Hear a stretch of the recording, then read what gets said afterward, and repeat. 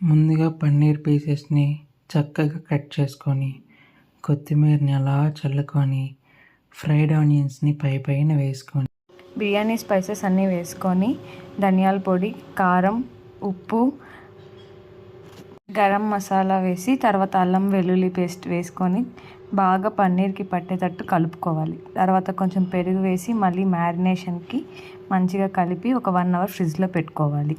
నెయ్యి వేసి onion, tomato, మిర్చిని బాగా ఫ్రై చేసి ముందుగా మ్యారినేట్ చేసిన పన్నీర్ని బాగా మిక్స్ చేసుకొని మ్యారినేట్ చేసిన పన్నీర్ని బాగా వేగిన తర్వాత ముందుగా నానబెట్టుకున్న బియ్యంని వేసుకోవాలి. 1:2 రేషియోలో వాటర్ పోసుకొని 2 విజిల్స్ వచ్చాక ఓపెన్ చేస్తే వేడి వేడి పన్నీర్ బిర్యానీ రెడీ. వేడి వేడి పన్నీర్ బిర్యానీని అలా కలుపుకొని సర్వింగ్ ప్లేట్లో పెట్టుకొని ఫ్రైడ్ ఆనియన్స్ అండ్ కొత్తిమీరతో సర్వ్ చేసుకోవాలి.